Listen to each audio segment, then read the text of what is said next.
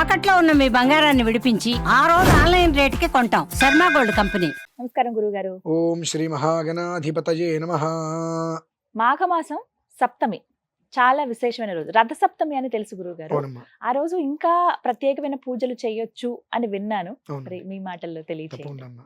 హరాం హ్రీం హ్రూం హ్రైం హ్రౌం హ్రః ఉద్యన్ నద్యమిత్రమః ఆరోహన్నుత్తరాందివం హృద్రోగం మమ సూర్య హరిమానం చ నాశయ సుకేషు మే హరిమానం రోపనాకాసు దద్ధమసి అథో హరిద్రవేషు మే హరిమానం నిదద్ధమసి ఉదగాదయమాదిత్యో విశ్వేన సహసా సహ ద్విషంతం మహ్యం రంధయన్మో అహం ద్విషతే రథం హరాం హ్రీం హ్రూం హ్రైం హ్రౌం హ్రః మిత్ర రవి సూర్య భాను గగః పోష హిరణ్య గర్భమరీత్యాదిత్య సవిత్రార్క భాస్కరేభ్యో నమః సంజ్ఞా పద్మినీ ఛాయా ఉషా సమేత హరిహర బ్రహ్మాత్మక సవిత్రశ్రీ సూర్యనారాయణ పరబ్రహ్మణే నమో నమః. నమస్కారం సమర్పయామి. రథ సప్తమి. ఒక మనిషి అతను బ్రతికున్నంత కాలంలో ఎలాంటి అనారోగ్యము తలనొప్పి కూడా రాకుండా ఉండాలి అంటే సూర్యనారాయణ స్వామిని ఆరాధించాలమ్మా. ఓ విశేషంగా ఆరోగ్యం. అందులో మాఘమాసం ప్రతిరోజు ఆరాధించడం అంటే సుమారుగా ఒక రోజుకి మనం స్వామివారికి అష్టాక్షరి మంత్రాలు ఉంటాయి. ఆ మంత్రాన్ని పారాయణ చేస్తూ ఉంటే రోజు రోజుకి మన ఆయుష్ పెరుగుతూనే ఉంటుందమ్మా. 30 రోజులు 30 అరుణ పారాయణలు చేసి త్రిచ సౌరం అర్ఘ్యాలు ఇచ్చి నమస్కారాలు చేయడం మొదలు పెడితే సుమారుగా 180 రోజుల ఆయుష్ పెరుగుతుంది. నమ్మినా నమ్మకపోయినా నిజం. అంత గొప్పది మాఘమాసం. విజయవాడలో ఇంద్రకిలాద్రి పక్కన విజయేశ్వర స్వామి ఆలయం ఉంటుందమ్మా. మీరందరూ జీవితంలో బాగుపడాలి అనుకుంటే ఒక్కసారి ఏదో ఒక ఆదివారం ఆలయానికి వెళ్ళండి. వరుసగా వేద పండితులు కూర్చుంటారమ్మా. అరుణ పారాయణ చేస్తారు. అటు ఒక 50 మంది, ఇటు ఒక 50, అటు ఒక 100 మంది, ఇటు 100 మంది అరుణ పారాయణ చేస్తారు. రథసప్తమి రోజు నాడు వెళ్ళండి. ఈ ధనుర్మాసంలో ఈ గొబ్బెమ్మలు చేసి పిడకలు ఆ పిడకల మీద పరమాన్నం వండుతారు. అక్కడ అందరికి ప్రసాదంగా ఇస్తారు. మీరు గమనించండి, అందరు కలిసి ఓం భద్రం గర్ణేభిస్తృణయామ దేవా అంటూ మొదలు పెడతారు ఏకకంఠంతో. సగం వరకు రాగానేమ్మా ఒక క్షణం, ఒక 45 సెకండ్లు, 50 లేదా 1-1.5 నిమిషం అందరూ మౌనంగా ఉంటారు. చెప్పుకొని ఎవరితో ఒకరు ఇట్లా ఉండదు. ఆ మంత్రం వెళ్తూ అక్కడ రాగానే ఠక్ అని మానేస్తారు. అందరూ సైలెంట్గా అయిపోతారు. 1.5 నిమిషం తర్వాత ఓం అంటూ మొదలు పెడతారు. ఆ మంత్రంలో గొప్పతనం ఏంటంటే, ఏదైనా ఒక మాతృమూర్తి స్త్రీ గర్భవతిగా ఉంటే ఆ మంత్రం వినకూడదు. గర్భవతిగా ఉన్నప్పుడు ఆ మంత్రం వింటే వెంటనే ప్రసవం అయిపోతుందమ్మా. అంత మంత్రం. పూర్వకాలంలో 100కి 100 కూడా సుఖప్రసవం ఎలా అయ్యేవి అంటే, మంత్రసాని ఇంటికి వచ్చినప్పుడు అమ్మాయి లోపల ఇబ్బంది పడుతుంది, లేదా బిడ్డ అడ్డం తిరుగుతున్నప్పుడు వాకిట్లో కూర్చొని ఆ మంత్రం పారాయణ చేసేవారు. ఆ మంత్రం అయ్యే లోపు డెలివరీ అయిపోయిందమ్మా. అంత గొప్ప విశేషమైంది. చెప్పుకుంటూ పోతే గురుని సూర్య ఆదిత్యోం అంటే అవి మహాదోషం. గురుని సూర్య ఆదిత్యోం యోగం. తేడా ఏంటండి అంటారు. చిన్న అక్షరం ఎక్కడ పలక విధానం. గురుని సూర్య ఆదిత్యోం, సూర్య సూర్య ఆ ఒక్క అక్షరం జీవితాన్ని తలకిందులు చేస్తుందమ్మా. అంటే ఆ 8 అక్షరాలు మేము ప్రతినిత్యం చేసుకుంటూ ఉంటాం. ఆ చేసుకుంటున్నప్పుడు అది మనిషిని దేదీప్యమానంగా నిలబడుతుందమ్మా. అంతకు మించిన పరమరహస్యం తెలుసా మీకు? మాఘమాసంలో ఈ చాలా మంది ఉద్యోగస్తులు ఎక్కువ శాతం గాయత్రి జపం చేస్తూ ఉంటారు. ఎందుకు తెలుసా అండి? ఆ గాయత్రి మంత్రానికి మూలాది దేవుడు సూర్యనారాయణ స్వామి వారు. ఆ గాయత్రి అమ్మవారికి ఆ మంత్రానికి ఎంత సంబంధం కూడా లేదు. తతు సవితు వరేణ్యం, ఆ ఒక సూర్యనారాయణ స్వామి వారి కిరణాల నుంచి ఉద్భవించిన మహత్తరమైన శక్తి మంత్రం అది. సావిత్రి మంత్రం అంటారు దాన్ని. సావిత్రి మంత్రం అంటారు దాన్ని. మన వాళ్ళు అడుగులు గాయత్రి మంత్రం అనేస్తారు. సావిత్రి మహామంత్రం. నాకు అంటే మా ఇళ్లలో 5వ సంవత్సరం 6వ సంవత్సరం ఉపనయనం చేసి ఆ మంత్రాన్ని మాకు ఉపదేశిస్తారమ్మా. అక్కంచి కట్టె కాలే వరకు చేయాల్సిందే. ప్రతిరోజు ఇంకా 3 పూట్ల, ప్రతిరోజు కాదమ్మా, 3 పూట్ల కట్టె కాలే వరకు చేయవలసిందే. ఇది చాలా మహత్తరమైన యోగం. అందులో కూడా మామూలుగా ప్రతి సంవత్సరం వచ్చేటువంటి దానికి ఉమ్, ఈ సంవత్సరం వచ్చినటువంటి దానికి ఉమ్, 10,000 కోట్ల జన్మల యోగం అమ్మా. ఉమ్. 10,000 కోట్లు. కోట్ల జన్మలు ఎత్తిన ఆ అమ్మో. యోగం మనం పొందలేం. హా, ఎందువల్లనంటే హా, భౌమాశ్విని, ఆ రోజు అశ్విని నక్షత్రం, ఉమ్, మంగళవారం భౌమాశ్విని అంటారు. హోమాశ్వరి. తర్వాత వచ్చేటప్పటికి రథసప్తమి, దీన్నే రథసప్తమి. కామ్య సప్తమి అంటారమ్మా. ఉమ్, కామ్య సప్తమి. హా, కమలాత్మిక అశ్విని, కమలాశ్విని అంటే హా, కమలాశ్విని, కామ్యాశ్విని, కమలాత్మిక సప్తమి, కామ్య సప్తమి, ఉమ్, భౌమాశ్విని, ఉమ్. ఇన్ని కలిసి భౌమ వచ్చాయి. సప్తమి అన్ని ద్విగుణీకృతంగా కలిసి వచ్చినాయి. ఉమ్. 122 పుష్కరాల తర్వాత ఓ. కలిసి వచ్చిందమ్మా. ఉమ్, దీనికి అంతకు మించిన మహర్ యోగం అనేటువంటిది పూర్ణ కుంభమేళ. ఉమ్. ఇది కూడా మనకు కుంభమేళ అవుతోంది కదా. భోగి రోజు నాడు వచ్చింది. అవును 13. మనం ఎప్పుడు చూడలా. ఉమ్, భోగిరాజు భోగి భోగిరాజు రోజు. వచ్చింది. అవునండి, అవును. ఆ రోజు పౌర్ణమి. ఉమ్, అన్ని సంవత్సరాల తర్వాత అది ఉద్భవించింది. ఉమ్, ఆ రోజు నుంచి మొదలుకు 22వ రోజు 4వ తారీఖు అమ్మా. ఉహుం. కరెక్ట్ గా లెక్కించు. 22 ఉమ్, 4 2 2 4 ధర్మ అర్థకామ్య మోక్షాలకు మూలం. ఉమ్, సప్తమి అనేటువంటిది జీవితానికి వృద్ధి. ఉమ్, అశ్విని అనేటువంటిది అశ్విన్యాది దేవతలు. ఉమ్, సంతానం కలగాలంటే వాళ్ళ అనుగ్రహం కావాలి, ఉమ్, అశ్విని దేవతలు. ఉమ్, ఇలా కమలాత్మిక అమ్మవారికి చాలా దేదీప్యమైనటువంటిది. ఉమ్, కమల బ్రహ్మ శుభయోగంతో కూడి వచ్చిందమ్మా. ఉమ్. చాలా శుభము అంటే విశేషవంతమైన మనం రోజు. చేసే ప్రతి పని ఎందు మనకు శుభం కావాలి. ఉమ్, బ్రహ్మ అంటే సృష్టించడం. అవును. ఇప్పుడు బ్రహ్మదేవుడు మనల్ని సృష్టించాడు. ఉమ్, మనం ఈ సోఫాల్ని, కెమెరాల్ని, టీవీల్ని సృష్టించాం. ఉమ్, సృష్టించేటువంటి ప్రతిదీ కూడా శుభకరంగా ముందుకెళ్ళాలి. ఉమ్, అది కమలము అంటే విస్తరించడం. ఉమ్. ఆ ప్రతిదీ కూడా మొత్తం యావత్ ప్రపంచం విస్తరించాలి, ఉమ్, అందరూ కూడా సుఖంగా ఉండాలి అనేటువంటి దేదీప్యమైన పర్వదినం అమ్మ. ఉమ్. రథ ఈ సప్తమి. రోజు నాడు ఉమ్, అరుణపారాయణ చేసుకొని ఉమ్, మరకత శివలింగం. ఉమ్, శివలింగాల్లో మొత్తం 11 రకాలు ఉంటాయమ్మా ఉమ్. సాధారణంగా. 11 రకాలు. ఉమ్, మరకత శివలింగము, ఉమ్, స్ఫటిక శివలింగము, ఉమ్, రత్న శివలింగం. రత్నం అంటే మనకు పగడం లాగా వస్తుంది. మ్మ్. శివలింగము, ఉమ్. రసలింగం పాదరసంతో చేసేటువంటి, Accurate. మృణ్మయం మట్టి, ఉమ్, లోహపు శివలింగం, సైకత శివలింగం, ఉమ్, నర్మదా బాణలింగం, ఉమ్, కృష్ణ శిల వాటితోటి ఉమ్. భస్మంతో చేస్తారు. చేసినటువంటి. తర్వాత రజిత శివలింగం, సువర్ణ శివలింగం. ఇలా ఉమ్. 11 రకాల శివలింగాలలో మోక్షదాయకమైనవి 4. ఆహా, అందులో మళ్ళీ. మొదటిది మరకతం, ఉమ్, రెండోది స్ఫటికం, ఉమ్, మూడోది రజితం, నాలుగోది ఉమ్. సైకతం, ఇసుకతో చేసిన. ఇసకతం. ఆ, ఇటువంటి. ఆ. ఇది మనిషి జీవితాన్ని ఎప్పుడూ కూడా ముందుకు నడిపిస్తూ ఉంటాయి. ఉమ్, అందులో ఆ మరకత శివలింగానికి ఆ సప్తమి రోజు నాడు అంటే 4వ తారీఖు ఉమ్. అభిషేకం కనుక చేసుకోగలిగితే 7 జన్మ కృతం పాపం, 7 జన్మాలుగా మనకు అనుభవించేటువంటి ఉత్కృష్టమైన దోషాలు కానీ పాపాలు ఏంటంటే ఆ ఈశ్వరుని అభిషేకం చేస్తుంటే ఆ నీళ్లు శివలింగం మీదుగా కిందకి ఎలా ధార వెళ్ళిపోతాయో ఆ రకంగా మన పాపాలు పోతాయమ్మా. బా. అంత ఉమ్. యోగవంతమైన రోజు. ఉమ్, అది కూడా ఎక్కడ చేయమనుంది విశేషంగా? ఉమ్. వారణాసి. కాశీలో అండి. ఉమ్, ఎందువల్లనంటే అమ్మా మనది ఉమ్. కర్మభూమి, అవును.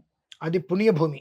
ఉమ్, అక్కడ అనేటువంటిది మనం చేసేటువంటిది ఒక్కసారి చేస్తే కొన్ని కోట్ల ఫలితం వస్తుంది. ఉమ్. ఇక్కడ కొన్ని కోట్ల సారి చేస్తే ఒక్కసారి వస్తే అదృష్టంగా మనం భావించవచ్చు. ఉమ్. అదేంటండి, ఉమ్. ఇక్కడ ప్రతిదీ కర్మే. కర్మ ఫలితం. నువ్వు ఎంత చేస్తే నీ కర్మ తొలగిపోవాలి ఉమ్, అంటే మనం కోరుకున్నవన్నీ రావాలంటే మనం చేసేదంతా పుణ్యమై ఉండాలి. ఉండాల్సిందే. మనం ఎక్కడ చేస్తున్నాం అలా లేదు కదా అసలు. కాబట్టి మనకి ఏమీ రాదు. ఉమ్, కాబట్టి ఆ వారణాసి మహాక్షేత్రంలో ఉమ్, ఆ మరకత శివలింగానికి ఎక్కడైనా సరే, ఉమ్, ఆ మరకత శివలింగానికి అంటే ఆ వారణాసి మహాక్షేత్రంలో ఎక్కడైనా ఉమ్, మరకత శివలింగానికి అభిషేకం. ఉమ్, మీకు కుదరని పక్షం మీ ఇంట్లో మీ దగ్గర మరకత శివలింగం ఉంటే ఉమ్. దానికి ఉమ్. అన్నాభిషేకం, దధ్య అన్నాభిషేకం అంటే ఇంట్లో అన్నము చేసుకోవచ్చు. పెరుగన్నము రెండింటిలో అభిషేకం అమ్మా. చిన్న చిన్న శివలింగాలు ఉంటాయండి ఇంట్లో, పర్వాలేదా? ఏదైనా చేసుకోగలగాలి. ఉమ్, చేసుకోగలిగితే ఉమ్, వాళ్ళ జన్మాంతరంలో వెనక్కి తిరిగి చూసుకోకర్లేదమ్మా. ఉమ్. అంతటి మరకత శివలింగాన్ని తీసుకొని మేము కాశీ వెళ్తున్నాం. ఓ, 2వ తారీఖు బయలుదేరి కాశీ వెళ్ళి మీకు ఆ ఉమ్. శివలింగాన్ని కూడా ఇప్పుడు నేను తప్పకుండా చూపిస్తాను. తప్పకుండా.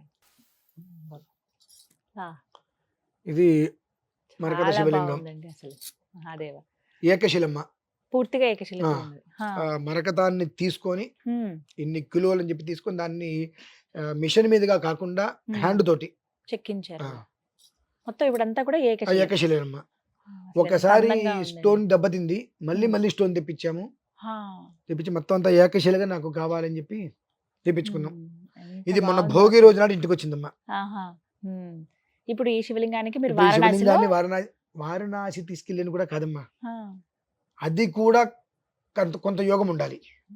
ఉమ్, ఉదయం ఉమ్, సూర్యోదయానికి ఉమ్, వారణాసిలో శివలింగానికి అన్నాభిషేకము, ఉమ్, పెరుగన్నాభిషేకం ఇది Hmm. చేసుకొని ఉమ్. వెహికల్ ఎక్కి కంచి ప్రయాగరాజ్ కుంభమేళకి వెళ్తాం. ఓ, మధ్యాహ్నం సమయంలో కల్లా ఉమ్, కుంభమేళకి వెళ్ళి అక్కడ అభిషేకం చేయటం, ఉమ్, మళ్ళీ సాయంత్రానికి వారణాసి వచ్చి అభిషేకం చేయటం. మళ్ళీ ఇదే అభిషేకం. ఆ, 3 కాలాలు ఎందు 3 చోట్ల దీనికి అభిషేకం అభిషేకం చేయాల్సిందేనమ్మా. చేస్తారు. ఉమ్, ఎందువలన చేయాలంటే మనకు భగవద్గీతలో చెప్పబడింది, ఉమ్, అన్నాత్ భవంతి భూతాని పర్జన్యాత్ అన్న సంశయ యజ్ఞాత్ భవంతి పర్జన్య యజ్ఞ కర్మ సముద్భవ అని చెప్పి, ఉమ్, భూమి మీద పుట్టిన ప్రతి మనిషి కడుపు నిండా భోజనం చేయాలంటే ఉమ్, కొన్ని విధానాలు మనం అనుసరించాలి. ఉమ్, అంతకు మించినటువంటి యజ్ఞం ఇదేనమ్మా. ఆ, ఆ ఈశ్వరుడికి అభిషేకం చేసుకొని ఉమ్, 5వ తారీఖు ఈశ్వరుడికి దర్శనం చేసుకొని అందరినీ వెనక్కి పంపించేస్తాం మాతో వచ్చిన వాళ్ళని. ఉమ్. ఇక నేను శివరాత్రి పర్యంతం అక్కడే, ఆహా, మీరు అక్కడే ఉంటారు. శివరాత్రి అయ్యే వరకు అక్కడే ఉండి నిత్యం దేవతార్చన ఉమ్. చేసుకోవటం. కానీ అసలు ఎంత అన్నమాట ఇది. చక్కగా ఉందండి, చాలా బాగా కుదిరింది. ఇది ఎవరైనా సరే ఇలా పట్టుకోండి. మామూలుగా పట్టుకున్నప్పుడు ఏం బరువు ఉండదు. ఒక 4 కిలోలు ఉంటుంది మామూలుగా, ఉమ్, పెద్ద బరువేం అనిపించదు. ఉమ్, ఇలా పట్టుకుంటున్న కొద్దీ ఈ గోకర్ణ మహాక్షేత్రంలో ఆత్మలింగం ఎలా అయితే కనుక లాగుతున్న కొద్దీ పైకి వెళ్ళిపోయిందో, అవును. ఇలా పట్టుకున్న కొద్దీ ఆ బరువు మనం మొయలేమమ్మా. ఉమ్, అది మన ఇలా పట్టుకుంటే ఉమ్, ఇలా ఇలా ఇలా తర్వాత దిగిపోతుంది కిందకి. ఆ దిగిపోతుంది. బరువు మనం మొయలేం. మనం ఉమ్. మనం ఎంత ఆయన పట్టుకోవడానికి అంతే. ఏదో ఒక క్షణం అంటే ఉమ్, ఇలా ఇలా పెట్టుకోగలుగుతాం, ఉండగలం గానీ. మనం పట్టుకోలేమమ్మా. ఉమ్, అట్లా ప్రతి మనిషికి కూడా ఆ భాగ్యం అనేటువంటి దక్కాలి. ఇటువంటి భాగ్యం మరలా ఈ శరీరంతో మనం చేయలేమమ్మా. చేయలేం. ఉమ్, ఇక ఎన్ని జన్మలు పడుతుందో ఉమ్, నిజం. అది మాత్రం ఖచ్చితం. ఉమ్, ఇప్పుడు వచ్చినటువంటి ఈ ఒక్క కుంభమేళయే ఉమ్, 144 సంవత్సరాలకు వచ్చింది. ఉమ్, దీన్ని ఎలా లెక్క వెయ్యాలి? ఆ 144 సంవత్సరాలకు వచ్చింది అంటే అతి దివా నక్షత్ర యోగ కిరణాలన్నీ కూడా ఉమ్, ఏకకాలంలో ఉమ్, కలిసి రావాలి. ఉమ్. అలా ద్విగ్నీకృతంగా కలిసి రావాలంటే మరో జన్మెత్తాలమ్మా. ఇంకా చూసినట్టేనండి. ఇప్పుడు ఇది ద్విగ్నీకృతంగా వచ్చింది. 122 పుష్కరాలం అంటే 1400 సంవత్సరాలు 1400. ఈ రథ సప్తమి. ఉమ్, ఈ రథ బా. సప్తమి ఉమ్, 1400 సంవత్సరాలు ఉమ్, అంటే 122 పుష్కరాల తర్వాత వచ్చింది. వస్తుంది. ఉమ్. ఇది త్రిగుణీకృతం రావాలంటే మన వల్ల ఎక్కడ అవుతుంది? అసలు చూడగా ఆలోచన కూడా చేయలేవండి. మహాకుంభమేలే. ఉమ్, ఇప్పుడు చూడండి, దీనికి మూల కారణం ఇంత ఈశ్వరుడు తేవటానికి. ఉమ్, రేపు మనకు శివరాత్రి అనంతరం ఉమ్. షడ్గ్రహ కూటమి ఉందమ్మా. కలయిక. షష్ఠగ్రహ కుటుంబం అవునండి అన్నారు. అది విపత్తు వస్తుందా, నాశనం చేస్తుందా, బాగు చేస్తుందా అంటే ఇది ఖచ్చితమని చెప్పడం కష్టం. ఉమ్, నాశనానికి మూలం ఉంది ఉమ్, ఖచ్చితంగా, ప్రళయం. ఉమ్. కానీ ఆ ప్రళయం రాదు అని చెప్పడానికి చాలా కారణాలు ఉన్నాయి.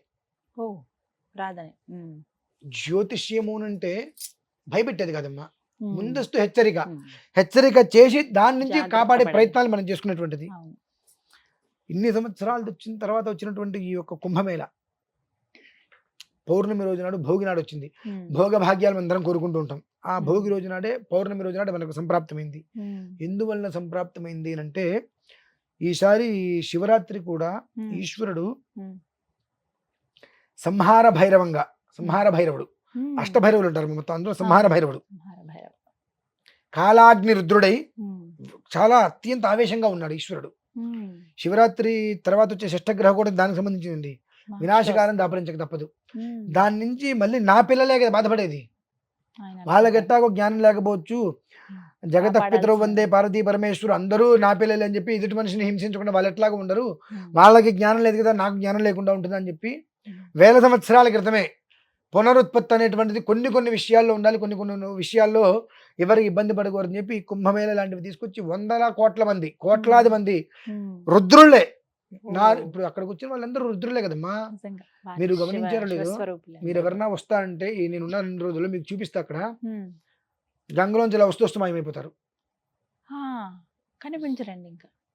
అంతమంది. ఇప్పుడు కొన్ని కోట్ల మంది వచ్చారు అవును. రోడ్డు మీద, మనకి ఎక్కడ కనిపించారు కదా, ఎక్కడున్నారు వాళ్ళు? వారందరికీ ఇది ఇంత మహా కుంభమేళని ఎవరు తెలుసు? అందుకని పంచాంగాలు ఉన్నాయా? వస్తారు కదండి, నిజం. ఇదైతే భగవతత్వం. అద్భుతమే. ఉమ్, మన సనాతనంలో మాత్రమే ఉన్న తత్వం ఇది. ఎక్కడెక్కడ మనకు కనిపించరు. ఉమ్. అంతమంది ఎక్కడి నుంచి వచ్చారు? మొత్తం ఈ స్టేట్ సెంట్రల్ గవర్నమెంట్ని రైలు మొత్తం తీయమండి, ఎవరు ఉండరు మ్యాక్సిమం. అందరూ కూడా వాయు రూపంలో మనోవేగంతో వచ్చేస్తారు. ఎలా వచ్చారో కూడా తెలియదు. ఆ వచ్చిన వాళ్ళు అలా వెళ్ళిపోతుంటారు. మళ్ళీ చివరికి చూడండి ఎలా వచ్చారో అలానే మొత్తం శూన్యం ఏమి ఉండదు. అంతమంది రుద్రులు ఏకులు ఎక్కడికి వచ్చి ఏకకాలంగా ఏకకంఠంతో రుద్ర నమశివాయ నమశివాయ నమశివాయ హర హర మహాదేవ్ అనుకుంటూ ఆయన నామస్మరణ ఆయనే చేసుకుంటున్నాడు అక్కడ. హరహ అంటే చాలు ఎన్నో రకాల దోషాలు పోతాయి. అటువంటిది ఈ గ్రహకూటమి ఒక లెక్క. అందుకని ముందుగా ఇలా రావడం ముందు ప్రణాళికలో తీసుకొచ్చాడు. అదే క్రమంలోనే కమల బ్రహ్మ శుభయోగం. కమలము అంటే విస్తరించడం, బ్రహ్మము అంటే సృష్టించడం. ఆ సృష్టించినటువంటి పదార్థం ఏదైనప్పటికీ కూడా శుభకరంగా అందరికీ యోగించటం, అది ప్రపంచం మొత్తం విస్తరించడం ఆ యోగంలో వస్తుందమ్మా. కాబట్టి ఆ యోగం సర్వజనులకి అందాలన్న ఉద్దేశంతో ఇక్కడ చేసే విధానాన్ని అనుసరిస్తూ ఆ రోజు నాడుకు వెళ్ళి, నేను వెళ్తే ఫ్లైట్లో కానీ ఏదైనా కారులో కానీ వెళ్ళిపోయి ఇక్కడి నుంచి మొత్తం తీసుకొని అక్కడ ఆరాధన చేయడం. వారణాసిలో ఆరాధన జరుగుతుంది. అదే రోజు మధ్యాహ్నం కుంభమేళలో ఆరాధన, అదే రోజు సాయంత్రం మళ్ళీ కాశీ. ఎన్నో తారీఖు వచ్చింది గురువు? 4వ తారీఖు. 4 రథసప్తమి ఆ రోజునే. చాలా విశేషవంతమైన రోజు అండి. మామూలు విశేషం అయితే కాదమ్మా అది. పాల్గొనొచ్చా అండి ఎవరైనా? పాల్గొనొచ్చు, ఇబ్బంది లేదు. మాతో పాటు వస్తానంటే మేము తీసుకెళ్తాం, లేదు ముందే వచ్చేసి అక్కడ ఉంటాము అంటే అక్కడ ఉండవచ్చు. ఎవరెక్కడున్నా 3వ తారీఖు రాత్రికి మాకు అందుబాటులోకి వస్తే 4వ తారీఖు ఉదయం వారి స్వహస్తాలతో అభిషేకం చేయొచ్చమ్మా. ఆ ఒక్క అవకాశం కాశీలో ఉంటుంది. మరలా ఇక్కడికి వచ్చిందే ఆ భాగ్యం ఉండదు. అప్పుడు మళ్ళీ చేసుకోవచ్చు, ఇక్కడ చేసుకోవచ్చు, మరలా మాతో పాటు అక్కడికి వచ్చి కుంభమేళాలో కూడా చేసుకోవచ్చు, మళ్ళీ కాశీ వచ్చి చేసుకోవచ్చు. వచ్చేటువంటి వాళ్ళకి 5వ తారీఖు స్వామివారి యొక్క దర్శనాన్ని దగ్గరుండి ఇప్పించి, ఎవరిని విశ్వేశ్వర స్వామి వారి దర్శనం దగ్గరుండి ఇప్పించి, అన్నపూర్ణ అమ్మవారి దర్శనాన్ని ఇప్పించి మళ్ళీ తీసుకురావడం జరుగుతుందమ్మా.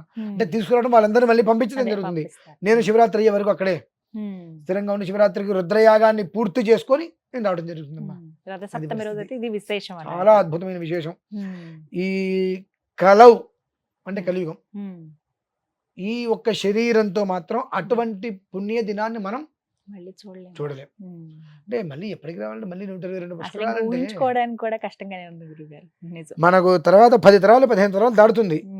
మనం ఎక్కడ అసలు అప్పటికి ఎలా ఉంటాం, మనం చేసుకునే పుణ్యం మాత్రం వాళ్ళకి అందుతుందండి.